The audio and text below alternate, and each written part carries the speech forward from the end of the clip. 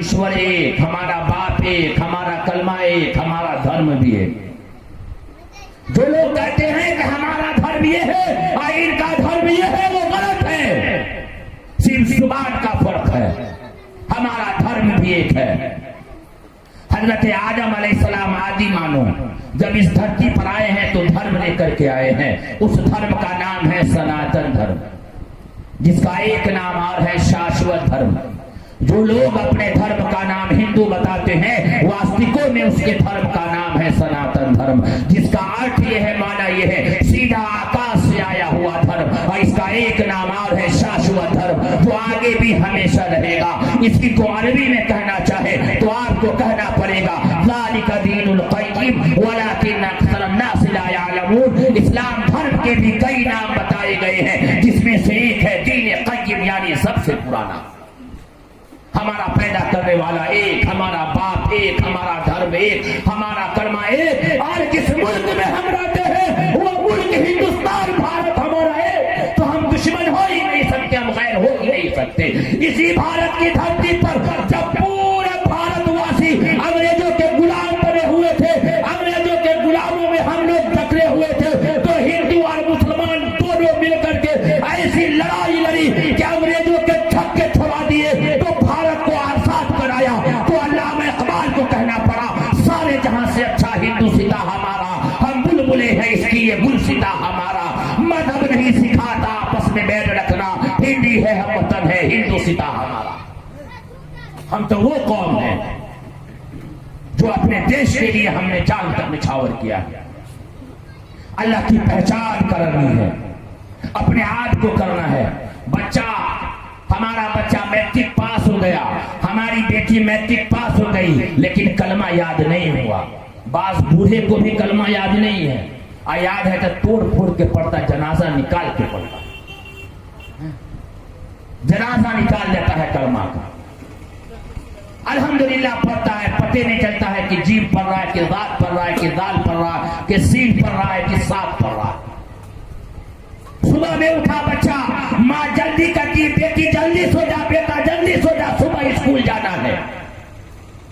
देखिए घर पे तरबियत कैसी हो रही है, जल्दी सो जा, सुबह स्कूल जाना है, स्कूल की गाड़ी आ जाएगी, सुबह जल्दी उठना है। अरे मेरी माँ, मेरी बहन, जुबान को बदलो, बेटे को सुनाओ, बेटी को सुनाओ, बेटा बेटी जल्दी सो जा, सुबह फजर की नमाज पढ़नी है। वो सुबह में उठेगा, नमाज भी पढ़ेगा, दीन भी जिंदा हो जाएगा, स्कूल भी चला जाएगा। ये है हमारी जिंदगी। अल्लाह के यहाँ वो आदमी मकबूल है जो अमल कर करके लाया है, अमल के साथ। नहीं तो याद रख लीजिएगा कोई फायदा जिंदगी का नहीं होगा।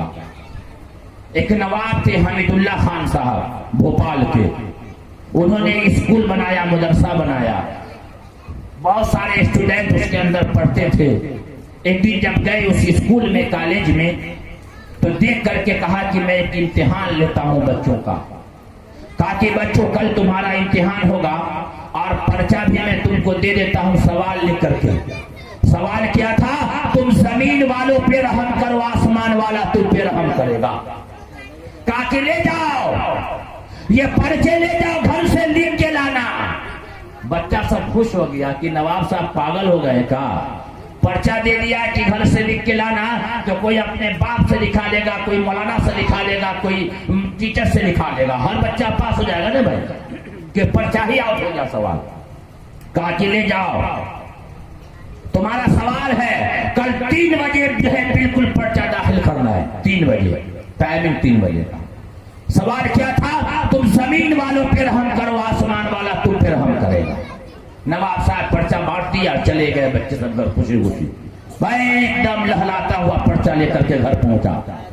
हर एक बच्चा ने लिखा, जहां पर उनका स्कूल था, जहां पर उनका स्कूल था, वहां पर 4 रास्ते थे जाने के। कितने रास्ते? 4। वहीं पर नवाब साहब ने अपना भेष बदल करके, बिल्कुल जो है फटा पुराना पहन करके, और उस 4 रास्ते पर खड़े हो गए। सब बच्चा उसी रास्ते से स्कूल जा रहा है। सब बच्चे से नवाब साहब कहते हैं कि बेटा मैं मजबूर आदमी हूँ, अपाहिज अपाहिज हूँ, आंख में रोशनी नहीं है, मुझे रोड पार करा दो, मुझे रोड पार करा दो। सब बच्चे ने कहा बड़ा पागल आदमी है, मुझे पर्चा दाखिल करना है, 3 बजे है, जा उधर। एक बच्चा गया, 2 बच्चा गया, 3 बच्चा गया, सब चला गया, किसी बच्चे ने रोड पार नहीं कराया। एक बच्ची जिसका नाम था राइना, वो रोते हुए जा रही थी स्कूल, माँ की दवा लेने के लिए गई थी मेडिकल में, वहां देर हो गया, माँ की दवा लाई और दवा खिला करके जब घड़ी देखती है तो 3 बज गया है और 15 मिनट का रास्ता है स्कूल जाने का। अब रोते हुए पर्चा लिए हुए रोते हुए जा रही है। उसी चौराहे पे वो जो है नवाब साहब जो भेष बदले हुए थे वो टकरा गए।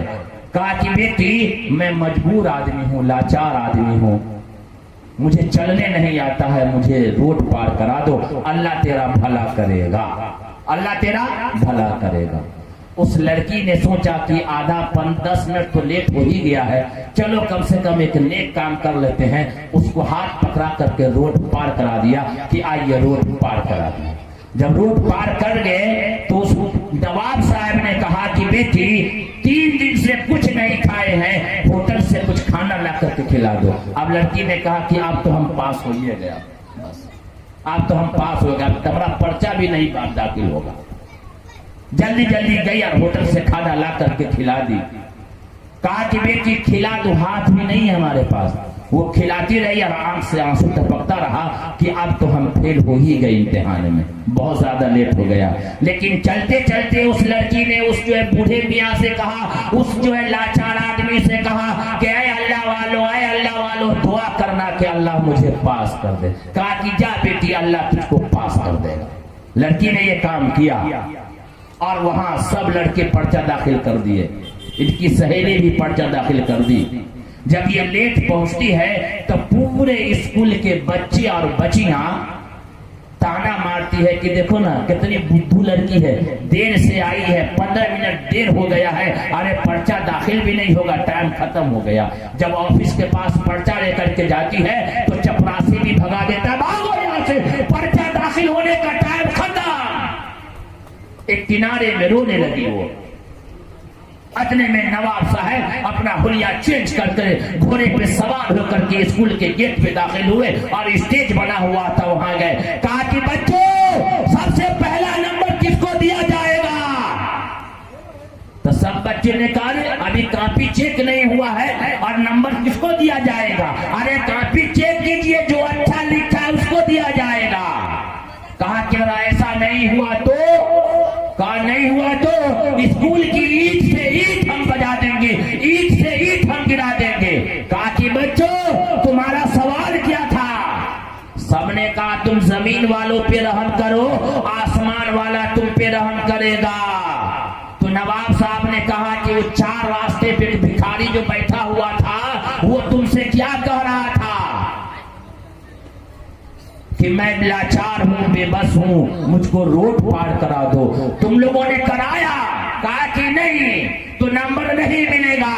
मेरे स्कूल का वसूल और कानून ये है, जो लिख करके लाएगा और पढ़ करके लाएगा, अमल करके लाएगा, करके दिखाएगा, वही आदमी कामयाब होगा। वो बच्ची एक किनारे में रो रही थी। कहा कि बेटी राइना यहाँ आओ।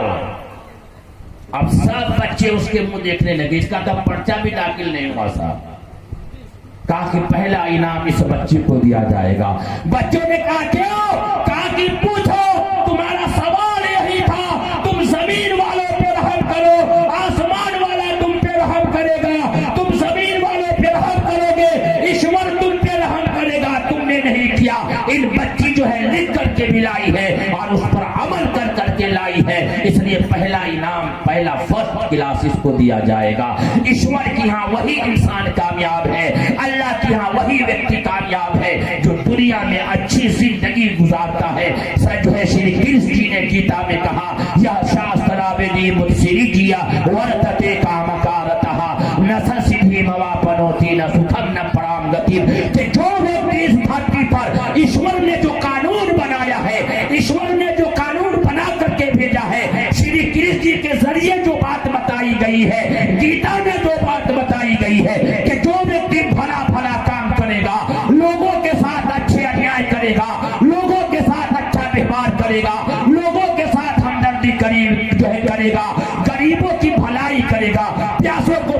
खिलाएगा, लोगों के साथ मीठे मीठे बोल बोलेगा, तो ऐसा व्यक्ति यहाँ भी सुन पाएगा और मरने के बाद भी स्वर्ग में जाएगा।